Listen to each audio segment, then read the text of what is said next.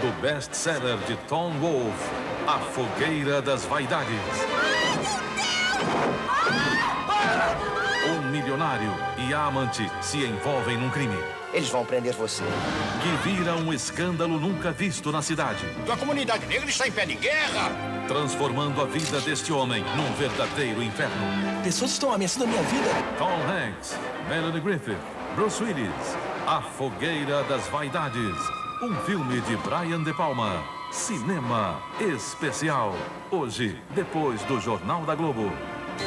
Globo e você. Tudo a ver.